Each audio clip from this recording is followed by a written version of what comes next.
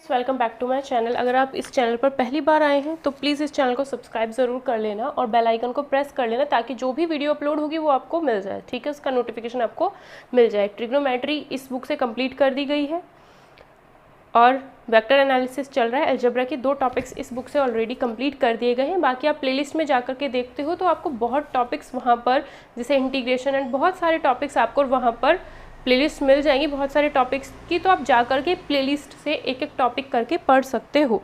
ठीक है, तो क्वेश्चन नंबर, अगर आप कोई बैच लेना चाहते हो तो आप बैच भी ले सकते हो। जब आपका मन हो तब आप बैच परचेज कर सकते हो, उसमें कोई प्रॉब्लम नहीं है। तो क्वेश्चन नंबर 126 देखते हैं। ठीक है, क्वेश्चन नंबर 126 में हमें कहा है कि 3 वेक्टर्स हैं हमारे पास, A cap, B cap, C cap. तो इनमें से कौन सा जो है आपस में बराबर नहीं है। मतलब 4 ऑप्शन दिए गए हैं और चारों में से कोई 3 तो आपस में बराबर है, लेकिन एक ऐसा है जो उन तीनों के बराबर नहीं है। तो क्या दे रखा है, स्केलर ट्रिपल प्रोडक्ट दे रखा है। स्केलर ट्रिपल प्रोडक्ट मतलब ए डॉट बी क्रॉस सी है ना। तो साइक्लिकली हम इसमें चलते थे, अगर ए है उसके बाद बी क्रॉस सी लिख सकते हो, अगर बी डॉट लिखते हो तो बी के बाद सी आएगा, फिर क्रॉस ए लिख सकते हो। अगर सी पहले लिखते हो तो फिर ए क्रॉस बी लिखोगे, क्योंकि ए के बाद सी के बाद ए आएगा फिर बी, तो ऐसे लिख सकते हो उसको। तो देखो ए डॉट बी क्रॉस सी ये रहा। फिर अगर आप ऐसे लिखना चाहते हो तो ए क्रॉस बी डॉट सी भी सही है।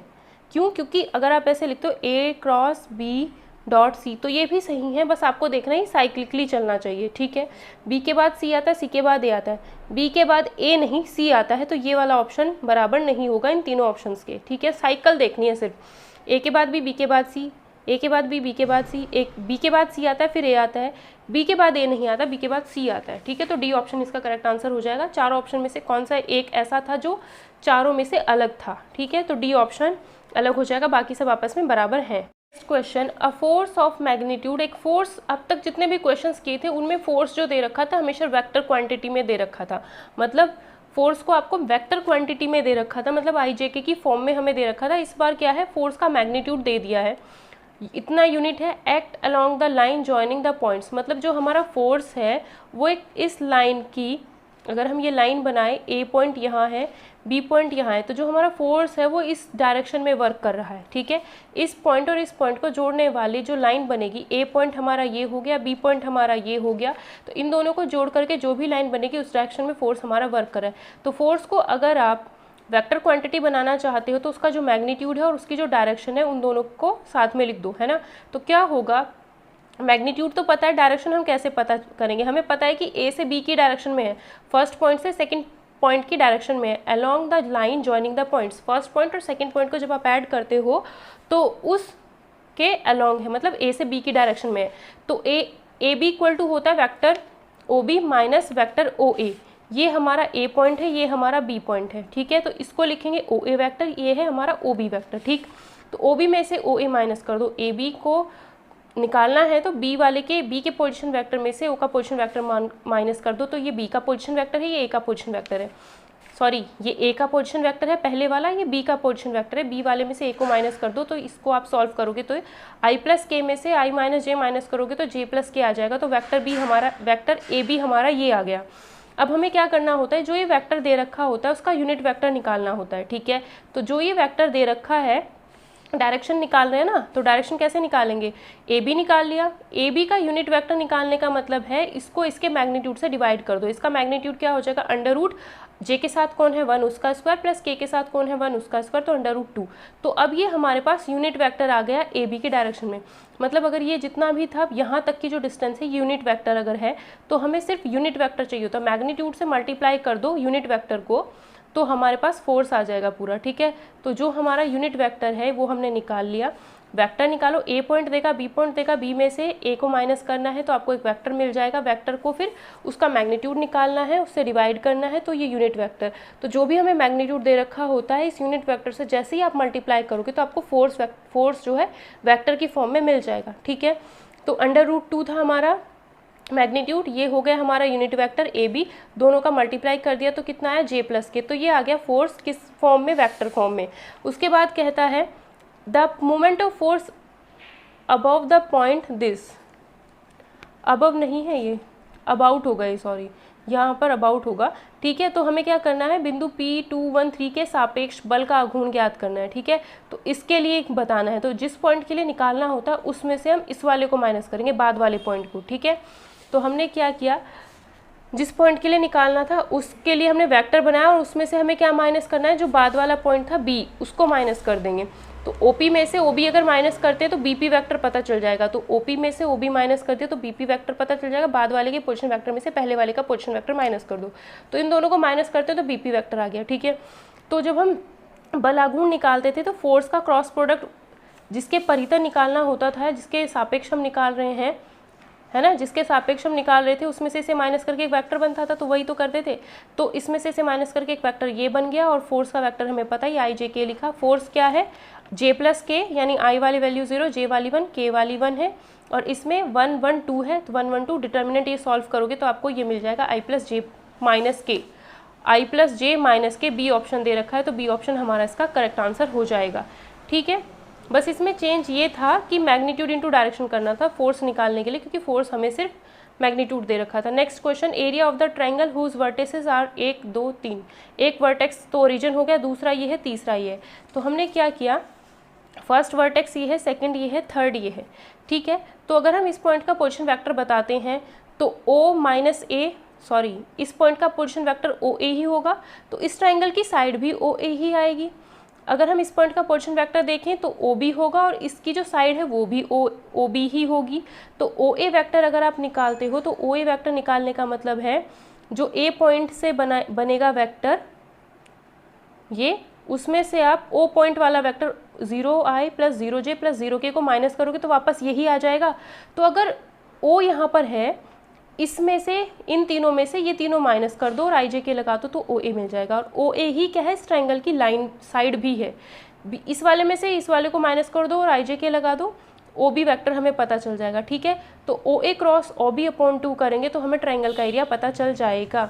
तो IJK OA में क्या आ रहा था, 1 2 3 1 2 3, OB में क्या आ रहा था, 2 3 4 2 3 4। डिटर्मिनेंट सॉल्व करनी है, I 2 into 4 minus 3 into 3 minus J 1 into 4 minus 3 into 2 plus K 3 into 1 minus 2 into 2, ठीक है। जैसे इसे सॉल्व करोगे ये आएगा। तो हमें क्या करना है, OA क्रॉस OB का मैग्नीट्यूड निकालना है, क्योंकि क्रॉस प्रोडक्ट तो वेक्टर क्वांटिटी आता है, तो इसका अगर मैग्नीट्यूड निकालेंगे ये हो गया OA क्रॉस OB, इसका मैग्नीट्यूड अंडर रूट 1 का स्क्वायर 2 का स्क्वायर 1 का स्क्वायर अपॉन में 2 है, तो ये 2 अपॉन में सॉल्व करेंगे अंडर रूट 6 अपॉन 2 आ जाएगा, तो A ऑप्शन इसका करेक्ट आंसर हो जाएगा। नेक्स्ट क्वेश्चन देखते हैं, the area of the parallelogram having diagonals this and this. इस बारी क्या है, एक तो डायगोनल ये दे दिया, दूसरा डायगोनल ये दे दिया, तो ये वेक्टर A दे रखा है, ये वाला डायगोनल वेक्टर B दे रखा है। तो किसी भी पैरेललोग्राम में अगर वेक्टर A दिया है और वेक्टर B दिया है तो दोनों का क्रॉस प्रोडक्ट करके क्या कहते हैं इसको, मैग्नीट्यूड निकालने के बाद आधा कर दोगे तो हमेशा उस पैरेललोग्राम का एरिया आ जाता है। अगर वो डायगोनल देता है तो डायगोनल्स का क्रॉस प्रोडक्ट करके मैग्नीट्यूड निकाल के आधा करते हैं तब एरिया आता है। अगर वो ये वाला वेक्टर और ये वाला वेक्टर देता है तो डायरेक्ट क्रॉस प्रोडक्ट करके मैग्नीट्यूड ही एरिया हो जाता है। इस बारी उसने डायगोनल्स के वेक्टर दे रखे हैं, डायगोनल्स दे रखे हैं वेक्टर फॉर्म में, तो डायगोनल्स वेक्टर फॉर्म में दे रखे हैं। तो फर्स्ट वेक्टर उसने क्या कहा है, ये कहा है, सेकंड वेक्टर ये कहा है, तो दोनों का क्रॉस प्रोडक्ट निकालेंगे। IJK 3 1 माइनस 2 1 माइनस 3 4, तो 3 1 माइनस 2 1 माइनस 3 4 सॉल्व करेंगे, डिटर्मिनेंट फाइंड करेंगे। जैसे ही सॉल्व करोगे ये वेक्टर हमें मिल जाएगा, फिर इसका हम मैग्नीट्यूड निकाल लेंगे। मैग्नीट्यूड निकाला हमने, ये ऊपर ऊपर सिर्फ मैग्नीट्यूड है, मैग्नीट्यूड जो भी निकालोगे उसका आधा कर दोगे। तो इसको करेंगे 100 इंटू 3 लिख लिया भाई, 100 इंटू 3 लिखा, अंडर रूट इसका रूट आ गया 10, अंडर रूट 3 बाई 2, तो 5 रूट 3 जो हो जाएगा इसका आंसर हो जाएगा, यानी बी ऑप्शन इसका करेक्ट आंसर हो जाएगा। तो पैरेललोग्राम में जब भी आपको डायगोनल्स के वेक्टर देगा तो उनका क्रॉस प्रोडक्ट करके मैग्नीट्यूड निकाल के आधा करना है, और अगर उसकी साइड्स देता है तो सिर्फ क्रॉस प्रोडक्ट करके मैग्नीट्यूड निकालना है, एरिया पता चल जाएगा, ठीक है। नेक्स्ट क्वेश्चन देखते हैं, it is angle between two vectors A and B this condition. हमें कहा है ए डॉट बी जो है वो ग्रेटर देन इक्वल टू 0 है, sorry greater than equal to 0, तो magnitude of A magnitude of B cos theta is greater than equal to 0 होगा। जब कोई वेक्टर ए है और वेक्टर बी है तो वो नॉन ज़ीरो वेक्टर ही होंगे, ठीक है। तो जब वो नॉन ज़ीरो वेक्टर है तो ये दोनों चीज़ें तो 0 हो नहीं सकती, तो फिर कॉस थीटा ही हमारा 0 होगा। जब कॉस थीटा 0 से बड़ा है, यानी कॉस थीटा की वैल्यू पॉजिटिव है, तो कॉस थीटा पॉजिटिव जो होता है एक तो फर्स्ट क्वाड्रेंट में होता है और एक लास्ट क्वाड्रेंट में होता है, फोर्थ में। इसमें और इसमें कॉस जो होता है वो नेगेटिव होता है, तो ये होती है हमारा 0, ये होता है हमारा π/2, ये होता है हमारा पाई, ये होती है लाइन 3π/2 की, और ये फिर 2π। तो 0 से π/2 के बीच में, 0 से π/2 के बीच में भी कॉस थीटा पॉजिटिव होता है, और 3π/2 से 2π के बीच में भी कॉस थीटा हमारा पॉजिटिव ही होता है, पॉजिटिव ही तो है ये। तो यहाँ पर ऑप्शन देखते हैं 0 से पाई, 0 से अगर पाई की बीच की बात करें तो यहाँ पर पॉजिटिव है, यहाँ पर नेगेटिव है, वो हो नहीं सकता। ठीक है, ये सारा कॉन्सेप्ट मैंने ट्रिग्नोमेट्री डेमो लेक्चर 2 में बता रखा है, एनवीएस वाला जो है। ठीक है, तो ट्रिग्नोमेट्री आप चाहे पूरी प्लेलिस्ट से पढ़ भी सकते हो, आप जा कर के देखोगे प्लेलिस्ट में एक प्लेलिस्ट ट्रिग्नोमेट्री की मिलेंगी जिसमें सिर्फ आपको 2 वीडियोस मिलेंगी जो सिर्फ डेमो लेक्चर था, और एक ट्रिग्नोमेट्री आप देखोगे तो वो बहुत पुरानी प्लेलिस्ट है, तो उसमें जाकर के आप देखोगे कंप्लीट ट्रिग्नोमेट्री वहाँ पर बहुत अच्छे से पढ़ा रखा है। ठीक है, तो वहाँ से आपको सारी चीज़ें क्लियर हो जाएंगी। ठीक है, तो जो कॉस थीटा है हमारा 0 से पाई, इसमें पॉजिटिव इसमें नेगेटिव, तो हमें तो सिर्फ पॉजिटिव चाहिए, तो ये तो हो नहीं सकता। 0 से 90, तो 0 से 90 इसके बीच में पॉजिटिव है। ठीक है, तो ये ऑप्शन है। π/2 टू पाई, π/2 ये होता है और पाई ये, इसके बीच में नेगेटिव है, हमें पॉजिटिव चाहिए, तो सी ऑप्शन भी नहीं होगा। 0 to 90 सी। अब इसमें और इसमें क्या अंतर है, इसमें कहा है इक्वल टू भी लगाना है और इसमें कहा है इक्वल टू नहीं लगाना है। ठीक है, तो अगर आप थीटा की वैल्यू 0 रखते हो, थीटा की वैल्यू 0 यहाँ रखोगे तो कॉस 0 कितना आता है 1, और 1 is greater than equal to 0 होता है, तो सही बात है। और अगर आप इक्वल टू 90 रखते हो तो कॉस 90 रखोगे तो 0 आएगा, और 0 इक्वल टू 0 होता है, तो यानी बी ऑप्शन ही हमारा करेक्ट आंसर होगा। इक्वल टू हमें यूज़ करना होगा, इक्वल टू 0 इक्वल टू 90 आप सीधा सीधा इसमें रख करके देख लो, सेटिस्फाई करता है तो बी ऑप्शन आंसर होगा, अदरवाइज डी हो जाता अगर सेटिस्फाई ना करता, बट ये सेटिस्फाई करेगा तो बी ऑप्शन ही हमारा करेक्ट आंसर हो जाएगा। हमें कहा है if A B C 3 non zero vectors, तीनों नॉन ज़ीरो हैं, तो A dot B equal to A dot C है। तो पहले हमने क्या किया, ए डॉट सी को लेफ्ट हैंड साइड में लेकर आए, फिर ए डॉट बी माइनस सी इसको लिख सकते हैं। तो ये चीज़ अगर ज़ीरो है तो या तो ए ज़ीरो होगा, लेकिन ए तो जो है नॉन ज़ीरो वैक्टर है, तो ए तो ज़ीरो हो नहीं सकता। ठीक है, उसके बाद b माइनस सी 0 हो सकता है। अगर b माइनस सी 0 होगा, वेक्टर b में से वेक्टर c को माइनस करने पर 0 आता है, तो उस केस में तो b और c बराबर ही हो जाएंगे। ठीक हो गया। उसके बाद इन दोनों वेक्टर्स का, ये भी वेक्टर है ये भी वेक्टर है, दोनों वेक्टर्स का डॉट प्रोडक्ट 0 तभी हो सकता है जब दोनों के बीच में 90 डिग्री का एंगल हो, या फिर a वेक्टर जो है b माइनस सी के परपेंडिकुलर हो। ठीक, तो या तो ये बनेगा या फिर ये बनेगा।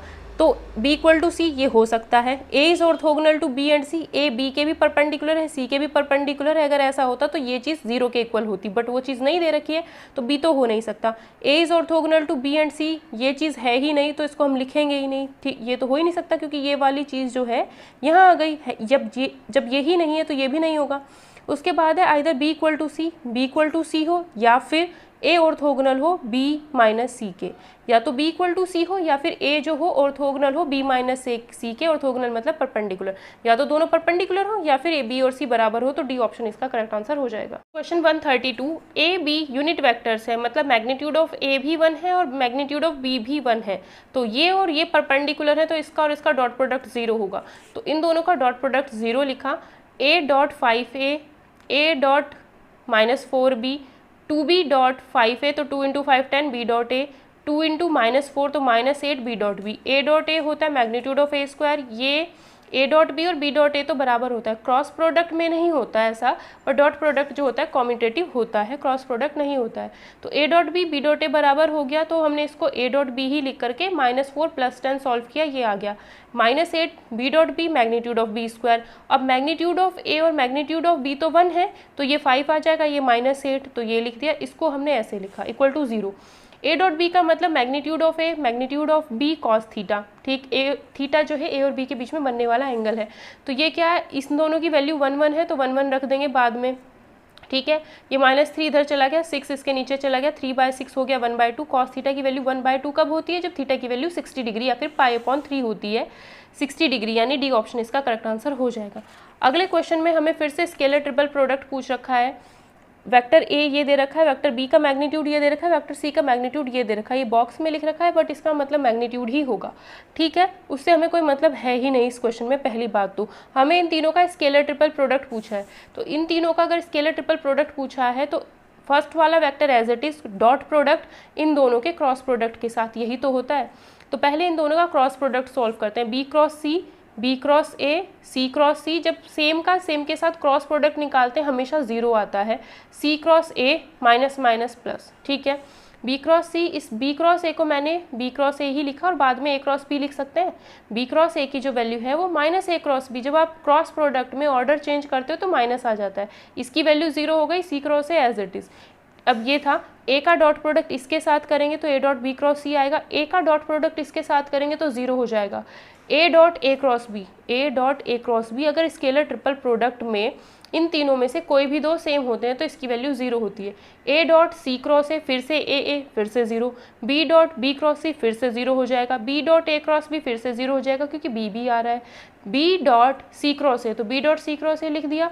अब A dot B cross C A B C लिख सकते हो, B dot C cross A भी ए बी सी ही होता है, बस साइक्लिकली होना चाहिए, बी के बाद सी के बाद ए, ठीक है। तो ये दोनों बराबर है तो आंसर कितना आना है, 0 आना है, तो आंसर इसका क्या हो जाएगा, बी ऑप्शन। ये सबका कोई मतलब था ही नहीं, बी की वैल्यू 0 आ जाएगी। नेक्स्ट क्वेश्चन देखते हैं 134। 134 क्वेश्चन में हमें कहा है, पढ़ो आप 1 मिनट क्वेश्चन। 134 क्वेश्चन में हमसे पूछा गया है क्या कि A B C unit vectors है, मतलब तीनों का मैग्नीट्यूड 1 है, तो इसकी वैल्यू हमसे पूछी जा रही है, ठीक है। इसकी वैल्यू हमसे पूछी जा रही है, सॉरी इसकी वैल्यू भी 0 दे रखी है और इनकरेक्ट स्टेटमेंट दे रखा है। जब इसकी वैल्यू 0 दे रखी है तो हम एक ही चीज़ कर सकते हैं, क्या कि हमने किया इसका a plus B plus C equal to 0 था तो उसका मैग्नीट्यूड का स्क्वायर कर दिया। इसका मैग्नीट्यूड का स्क्वायर का मतलब है इसी को ही 2 बार, इसी का ही डॉट प्रोडक्ट उसी के साथ। भाई a के मैग्नीट्यूड का स्क्वायर मतलब क्या होता है, वेक्टर a डॉट वेक्टर है, वही चीज़ हम यूज़ कर रहे हैं, बहुत बार हमने ये चीज़ें यूज़ कर चुके हैं।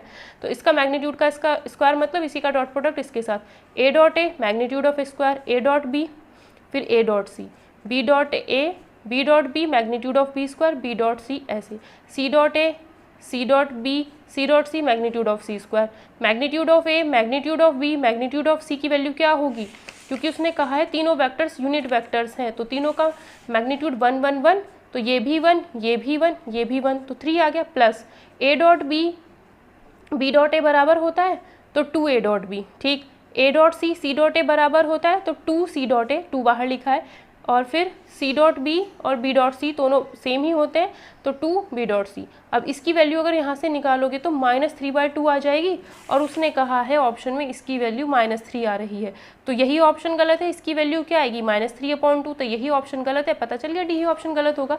जब ये चीज़ दिखती है ना तो सबसे पहले दिमाग में यही आता है कि इसका स्क्वायर ही कर, मैग्नीट्यूड का स्क्वायर करना, और जैसे इसको सॉल्व करते हैं तो इसकी वैल्यू -3/2 आती है, और यहाँ पर -3 दे रखा है तो पता चल गया इनकरेक्ट स्टेटमेंट डी है। 135th क्वेश्चन, ये ऑलरेडी हमने पहले भी किया था, a प्लस बी प्लस सी की वैल्यू 0 दे रखी है और एंगल पूछ रहा है a और b के बीच का।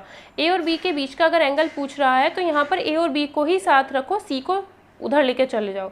तो हमने क्या किया, a plus B plus C equal to 0 दिया था, c को उधर लेके चले के दोनों साइड में मैग्नीट्यूड का स्क्वायर कर दिया। a प्लस बी का मैग्नीट्यूड का square a plus B dot a plus B, magnitude of minus C का स्क्वायर, चाहे तो आप c का मैग्नीट्यूड निकालो चाहे माइनस सी का मैग्नीट्यूड निकालो, दोनों से आंसर सेम ही आएगा, ठीक है। चाहे कोई वेक्टर आई हो चाहे कोई वेक्टर माइनस आई हो, दोनों का मैग्नीट्यूड 1 ही आना है, ठीक है। तो -c का मैग्नीट्यूड का स्क्वायर करो या c का मैग्नीट्यूड का स्क्वायर करो, बात एक ही है। a डॉट ए डॉट, ये क्या आएगा a डॉट ए, और फिर मतलब इसको जब हम सॉल्व करते हैं तो हर बार यही आता था, ठीक है। मैग्नीट्यूड ऑफ ए उसने 3 दे रखा है तो इसकी वैल्यू 9, मैग्नीट्यूड ऑफ बी उसने 5 दे रखा है तो इसकी वैल्यू 25।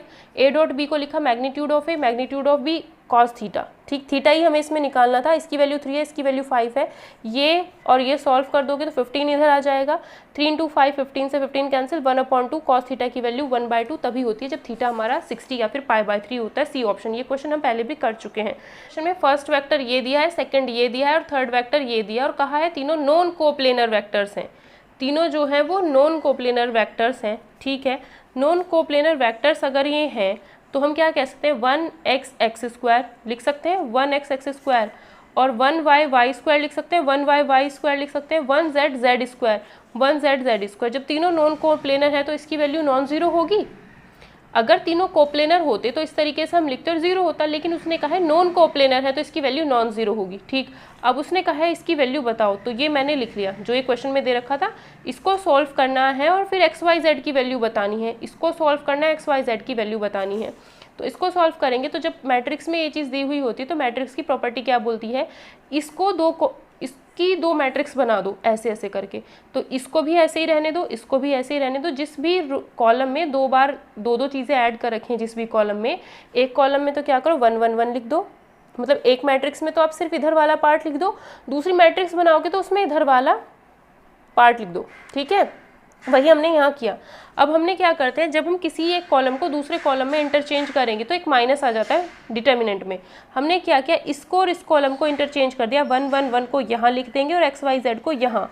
तो जब C1 को C3, ये C1 है ये C3 है, ये C1 है ये C3 है, C1 और C3 को आपस में इंटरचेंज करेंगे तो क्या होता है, डिटर्मिनेंट नेगेटिव हो जाती है, ठीक है। उसके बाद इसको यहाँ लिखेंगे, इसको यहाँ, मतलब ये हमारा C2 है, ये हमारा C3 है, तो C2 को C3 में जैसे इंटरचेंज करेंगे तो एक माइनस और आ जाएगा, तो माइनस माइनस प्लस ही हो जाएगा यहाँ पर, ठीक है। एक्स वाई जेड और इधर ये चल रहा था, ये कैसे आया भाई, इसमें से जब हम किसी भी डिटर्मिनेंट में से अगर यहाँ से हमें x कॉमन दिख रहा है तो डिटर्मिनेंट की हमेशा रो, जब आप मैट्रिक्स में से कॉमन लेते हो तो सारे के सारे एलिमेंट्स में से कॉमन आता है।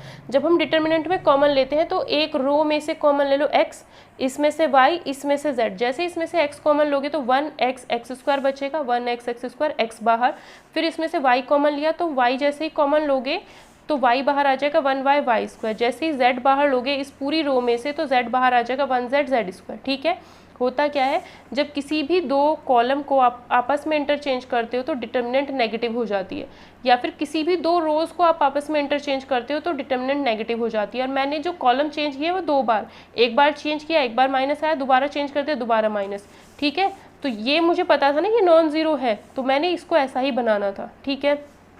अब इसमें से भी कॉमन ले लिया, दोनों के अंदर ये चीज़ जो है दोनों के अंदर कॉमन है, इसको मैंने कैपिटल X लिख दिया। इस चीज़ को मैंने बार बार ना लिखने की वजह से कैपिटल X लिख दिया। यहाँ बचेगा 1 + XYZ = 0। अब ये जो चीज़ है जब इन दोनों की मल्टीप्लाई हो रही है तो या तो ये 0 होगा या फिर ये 0 होगा। अब ये जो चीज़ है वो तो 0 हो नहीं सकती क्योंकि नॉन कोप्लेनर वेक्टर्स हैं। भाई ये जो चीज़ है मतलब ये तो पहले ही दे रखा है, नॉन ज़ीरो है, दैट मीन्स ये नॉन ज़ीरो है तो फिर तो ये ही 0 होगी और ये ही 0 होगी तो XYZ की वैल्यू -1 होगी। तो -1 की वैल्यू हमें XYZ की वैल्यू -1 आ जाएगी, ठीक है।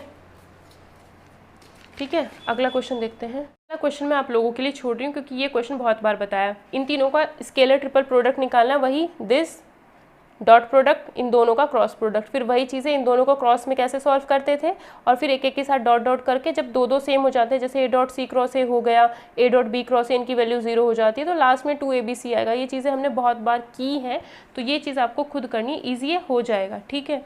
अगला क्वेश्चन में कहा है incorrect statement for the 3 vectors, कि एक वेक्टर ये है, दूसरा वेक्टर ये है, तीसरा वेक्टर ये है, तो इनकरेक्ट स्टेटमेंट बताना है हमें, इसके लिए क्या होगा। ये वाला क्वेश्चन हम ऑलरेडी पहले भी कई बारी सॉल्व कर चुके हैं तो इसलिए मैं नहीं करा रही और इजी है, आप खुद कर सकते हो उसको। नहीं होगा तो आप टेलीग्राम चैनल पर स्क्रीनशॉट लेकर के शेयर कर देना, मैं वहाँ पर बता दूँगी कैसे होगा, ठीक है। 138 क्वेश्चन देखते हैं। इसने कहा है कि इनकरेक्ट स्टेटमेंट बताना है, इन चारों में से गलत कौन सा है। एक ये है, दूसरा ये है, तीसरा वेक्टर ये है, ठीक है। तो पहली बात तो मुझे ये पता है कि अगर हम इस तरीके से 3 वेक्टर्स को लिखते हैं तो तीनों कोप्लेनर होते हैं। इस चीज़ को आप कैसे समझ सकते हो, इसे सॉल्व भी कर सकते हो और वैसे भी समझ सकते हो। कोप्लेनर कैसे हो गए, मेरे को पहले से पता था तो मेरे दिमाग में एकदम से आ गई, कोप्लेनर होगा। देखो एक वेक्टर ए इधर है, दूसरा वेक्टर की डायरेक्शन इधर है, पेपर पे बनाया मैंने, ए वेक्टर इधर, बी वेक्टर इधर। तो जो ए क्रॉस बी अगर मैं करूँगी, मैंने मान लिया सी भी इधर ही है, सी भी इधर ही है, मतलब एक ही प्लेन में तीनों हैं। तो अगर ए क्रॉस बी करूँगी तो ए क्रॉस बी ऐसे हो जाएगा जैसे पेन रख दिया पेपर के ऊपर परपेंडिकुलर, पेपर के साथ 90 डिग्री का एंगल बनाते हुए, तो ए क्रॉस बी तो हो गया परपेंडिकुलर, ठीक है। अब ए क्रॉस बी का डॉट, ए क्रॉस बी का क्रॉस प्रोडक्ट सी के साथ निकालते हैं, तो ए क्रॉस बी ये है, सी ये है, तो अब ये प्लेन मान लो ऐसे है ना। तो अब जो हो गया ए क्रॉस बी और सी, अगर इन दोनों का क्रॉस प्रोडक्ट मतलब सी और ए क्रॉस बी, तो सी तो हो गई ये वाली उंगली, मान लो सी हो गया ये, और पेन हो गया ये, तो जैसे मेरा हाथ है वो एक प्लेन हो गया, ठीक है। तो एक ही प्लेन में ये वाला हो गया और ये वाला हो गया, ठीक है। तो इसका क्रॉस प्रोडक्ट जैसे ही इसमें निकालेंगे, इसका क्रॉस प्रोडक्ट और इसका, ये ए क्रॉस बी है और ये सी है, तो जैसे ही सी क्रॉस ए क्रॉस बी हम निकालेंगे तो वो कहाँ हो जाएगा, भाई सी इधर था, सी तो ये हो गया, मतलब ये उंगली जैसे सी हो गया, ए क्रॉस बी ये हो गया।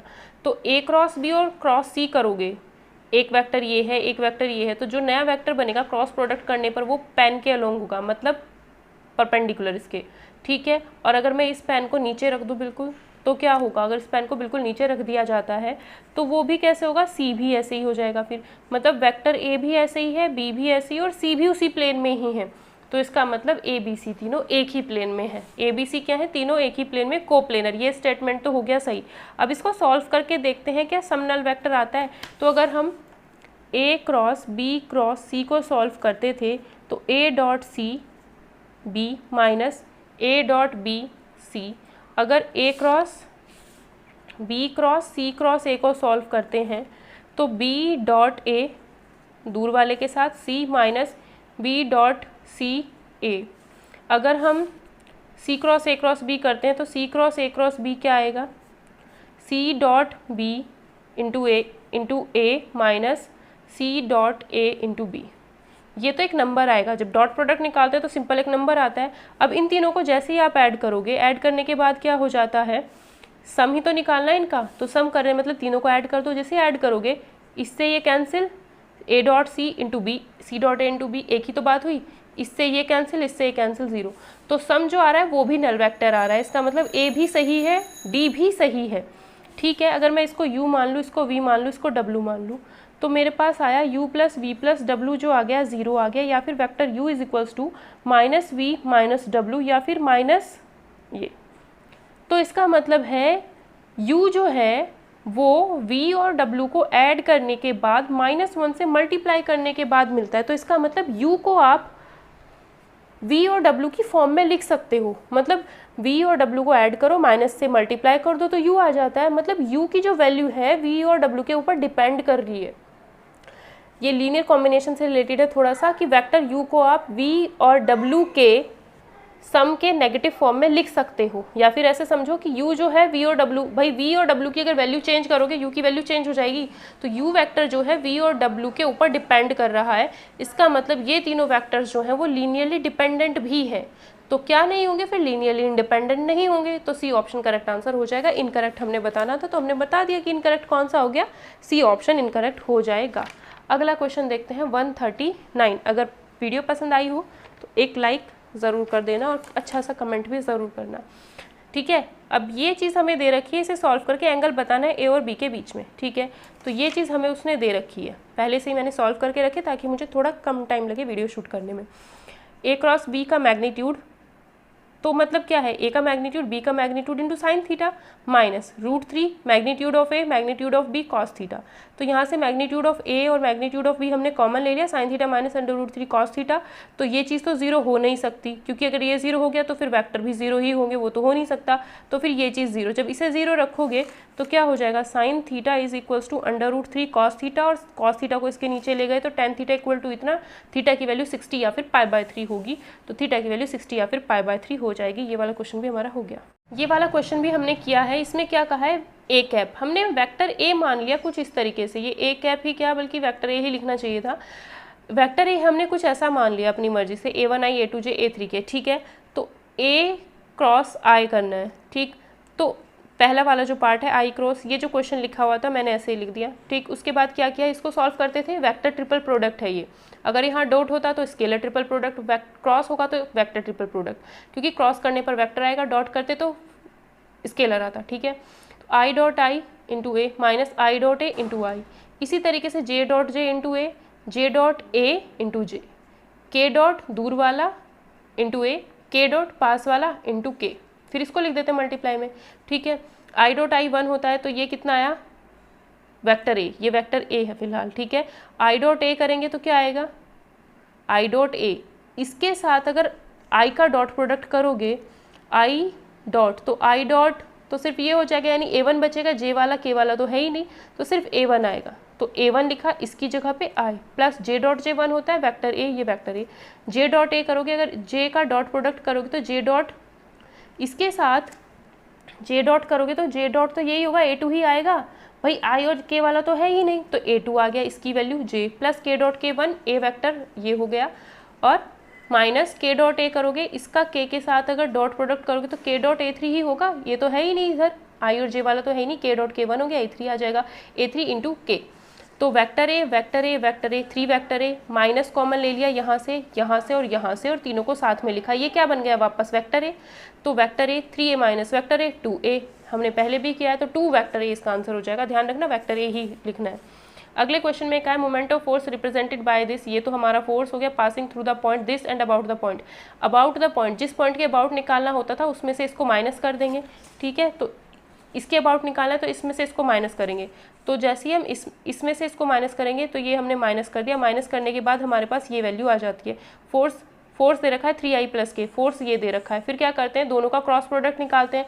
आई जे के 30 के, जे वाला था नहीं तो 0, आई वाला नहीं है तो 0, 3 माइनस 4, ठीक है। इसका डिटर्मिनेंट जैसे आप फाइंड करोगे तो आपको ये मिल जाएगा। और अगर हम यहाँ पर देखें -3i आ रहा है, यहाँ पर किसी में भी -3 नहीं है। तो अगर ऐसा आपको कहीं पर दिख जाए कि जैसे यहाँ पर मिसमैच हो गया, तो आप क्या करना, इसमें से माइनस कॉमन ले लेना। जैसे ही आप इसमें से माइनस कॉमन लोगे तो 3i माइनस 12j माइनस 9 के, अब देख लो ऐसा कुछ है क्या, तो 3i माइनस 12j 9 के, तो ये है, ठीक है। तो आप इस तरीके से आंसर टिक कर सकते हो। फिर अगर ऐसा हो जाए कि जैसे -3i मेरे आंसर में आ रहा था, इसमें नहीं था, वो सिर्फ क्रॉस प्रोडक्ट का उल्टा करने की वजह से हो जाता है थोड़ा सा, और कोई दिक्कत नहीं है।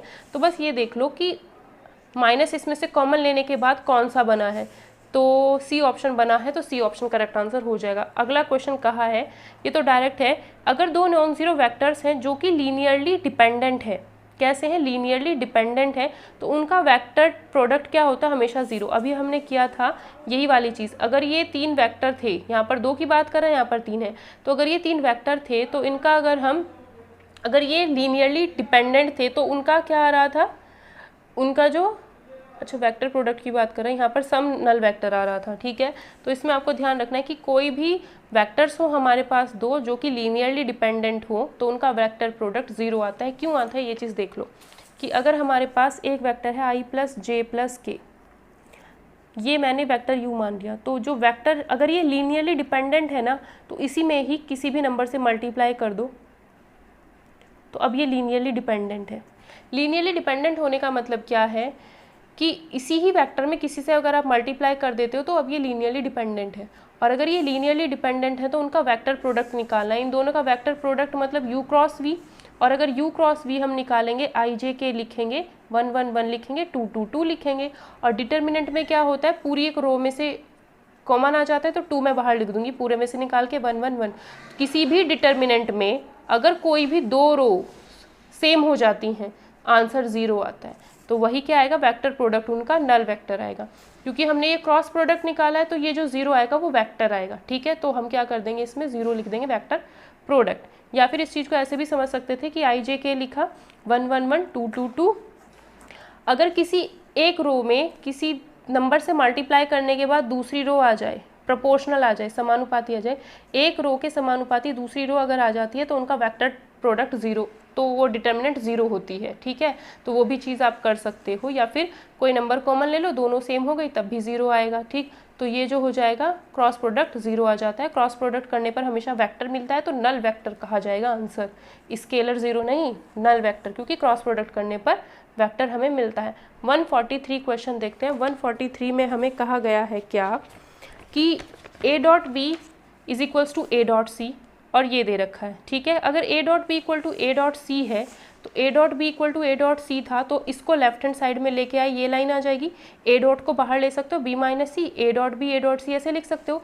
जब a का dot product b minus C के साथ 0 आ रहा है, इसका मतलब क्या है, a और b माइनस सी दोनों परपेंडिकुलर होंगे, ठीक है। तो दोनों के बीच का एंगल थीटा, तो इसने कहा a और b माइनस सी परपेंडिकुलर है, a और b माइनस सी परपेंडिकुलर है, ये बात तो हुई फिलहाल सही, ठीक। आगे ये भी कंडीशन देखनी है अभी, ठीक है।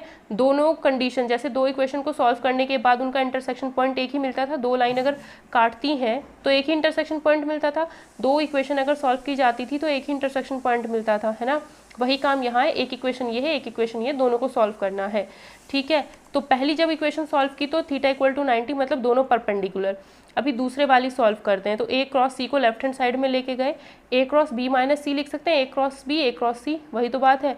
इसका मतलब क्या है, जब एक वेक्टर ये है, दूसरा वेक्टर ये है, तो जब 2 वेक्टर का क्रॉस प्रोडक्ट, इसका मतलब क्या है, magnitude of a, magnitude of v minus C और sine theta is equals to 0।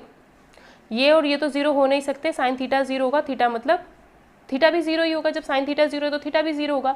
इसका मतलब है जो वेक्टर ए है और जो वेक्टर बी माइनस सी है वो दोनों पैरेलल है। जब ए डॉट बी ज़ीरो होता था तो थीटा 90 होता है, क्योंकि यहाँ पे कॉस थीटा निकल के आता है।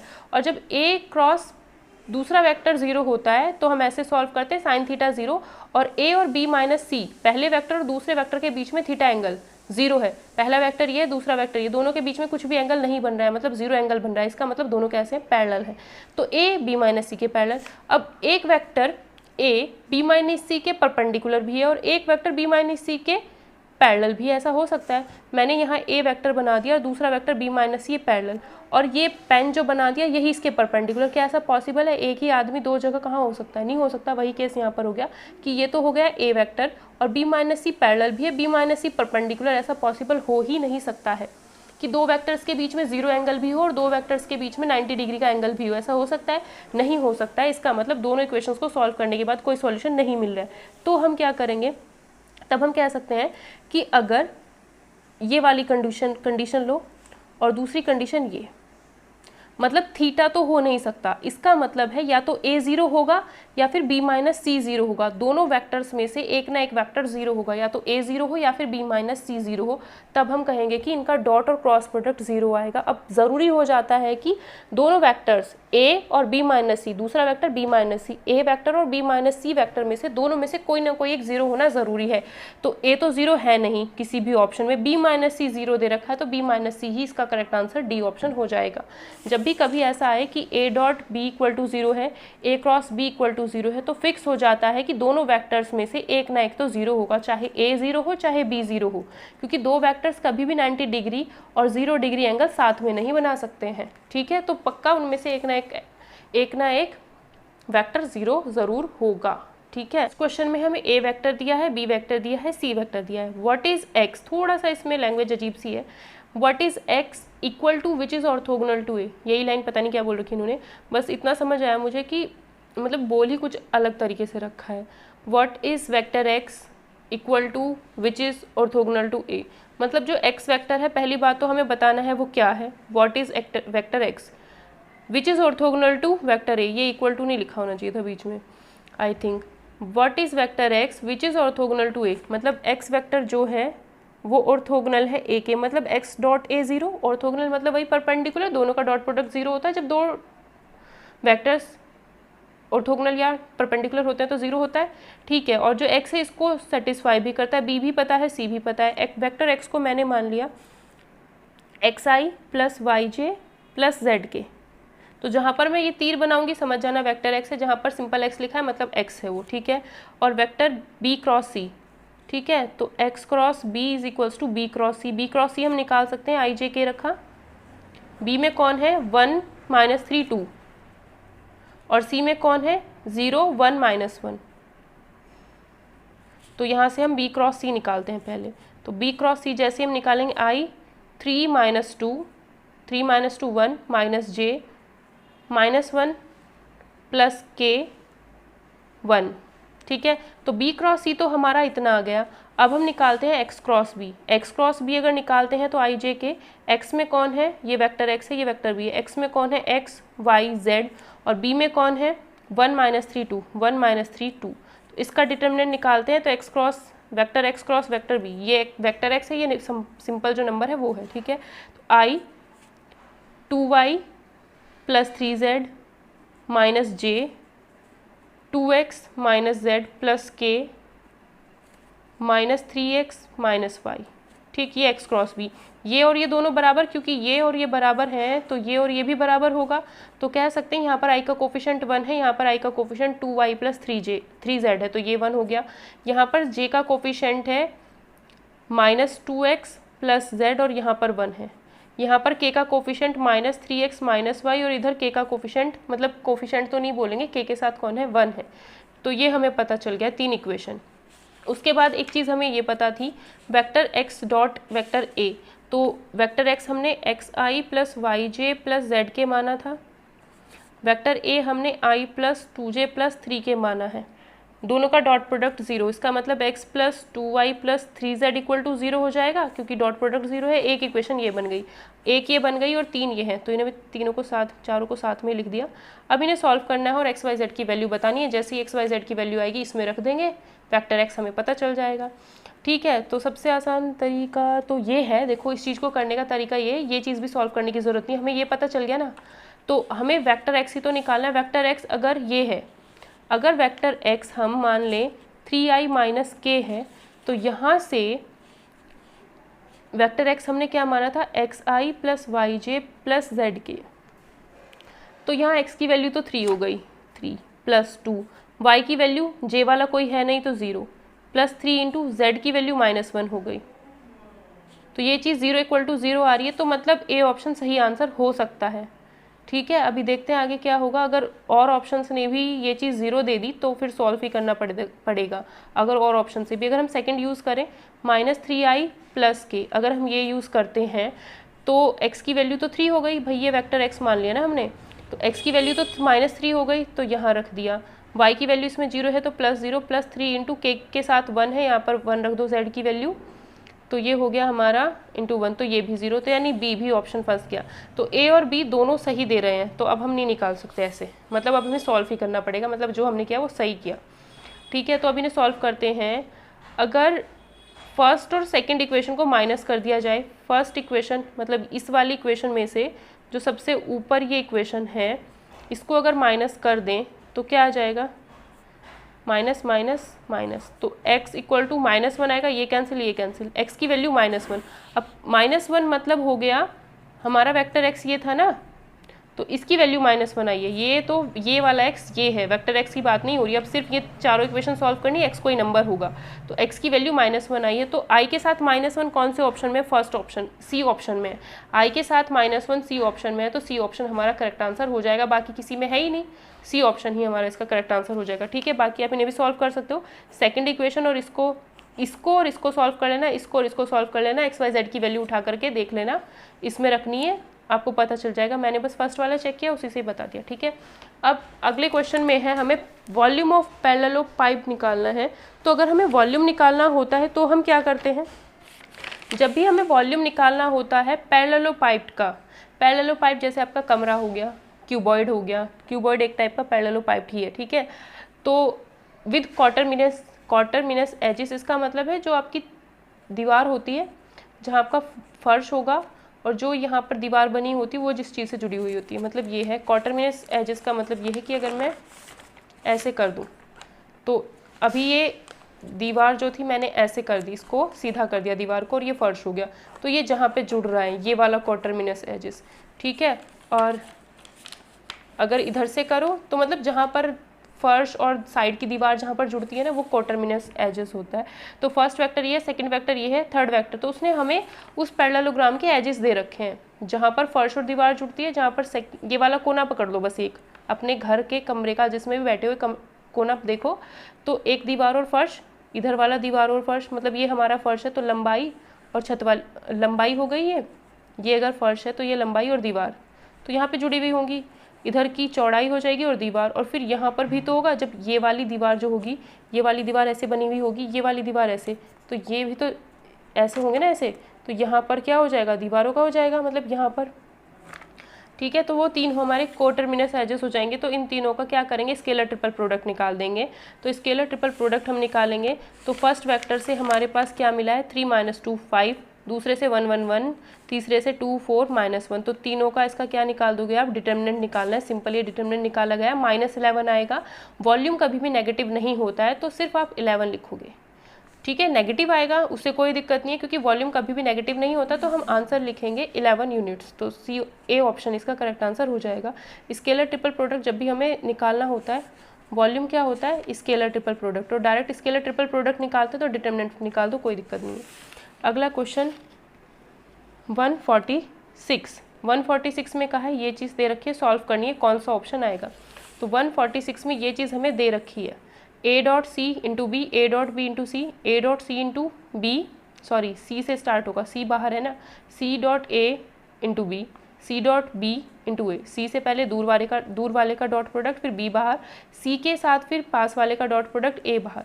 अब ए डॉट सी और सी डॉट ए बराबर होता है तो इनकी इंटू बी से हो रही है तो सेम हो गए, कैंसिल। इसको लेफ्ट हैंड साइड में लेके आ गए, इसको लेफ्ट हैंड साइड में लेके आए, ये आया। अब इसको पहले लिख दिया, इसको बाद में लिख दिया, ठीक है, मतलब इसको सही तरीके से लिखा तो या तो ये 0 होगा या फिर ये 0, पहले ऑप्शन। अब हम ऑप्शन देख लेते हैं, ए बी सी तीनों ऑप्शन में देखते हैं तो क्रॉस प्रोडक्ट पूछ रखा है।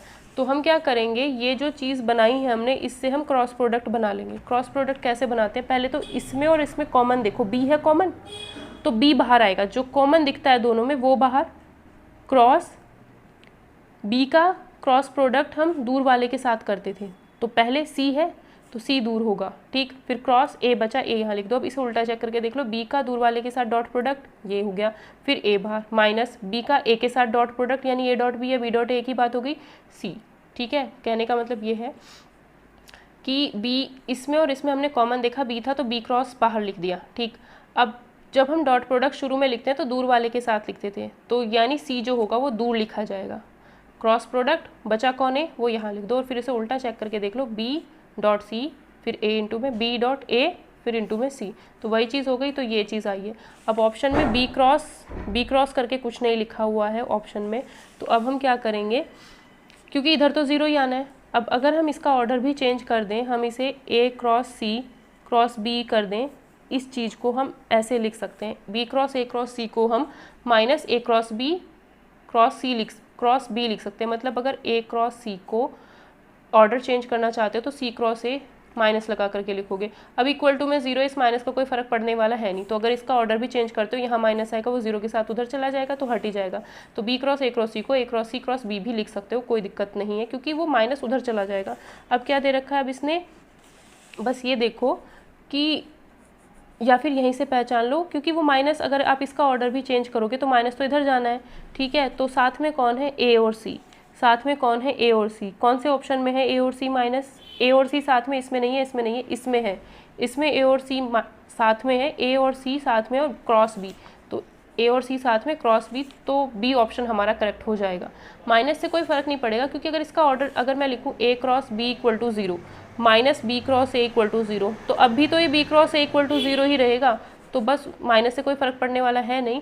तो सीधा सीधा देखो साथ में कौन है, ए और सी साथ में था तो ए और सी इसमें है, बाद में बाहर बी क्रॉस कर सकते हैं इक्वल टू 0, तो बी ऑप्शन इसका करेक्ट आंसर हो जाएगा। क्वेश्चन है, moment of force represented by this force, ये फोर्स दे रखा है, acting through point this about the point, इस पॉइंट के अबाउट है इस पॉइंट पर, तो इसमें से इसे माइनस करेंगे एक वेक्टर आएगा, जैसे ही इसमें से इसे माइनस करेंगे तो हमारे पास ये वेक्टर आ गया, ठीक है। फोर्स ये है तो ये फोर्स क्रॉस प्रोडक्ट इसके साथ जो वेक्टर हम माइनस करके निकालते हैं इसके साथ कर देंगे, वही है हर बारी क्वेश्चन। तो आई जे के इसमें 3 0 1, जे वाला तो कुछ नहीं था तो 0, इसको सॉल्व करेंगे -1 3 -4, बस यहाँ से आप डिटर्मिनेंट फाइंड करोगे। डिटर्मिनेंट जैसे ही फाइंड करेंगे तो हमारा ये आ जाएगा, कौन सा, डी ऑप्शन आएगा, -3i + 11j -9k, तो कौन सा आ रहा है, डी ऑप्शन हमारा आ रहा है, बिल्कुल सही आंसर, ठीक है। अगर ऐसा होता, यहाँ प्लस होता, यहाँ माइनस होता, यहाँ माइनस, तो फिर हम क्या करते, इसमें माइनस कॉमन लेते फिर मैच कर लेते, ठीक है। तो ऐसा ही करना है, अगर माइनस प्लस में दिक्कत आ रही हो तो माइनस कॉमन लेकर के फिर मैच करके देख लेना कौन सा आंसर सही बनता है। 148 क्वेश्चन देखते हैं, 148 में क्या दे रखा है।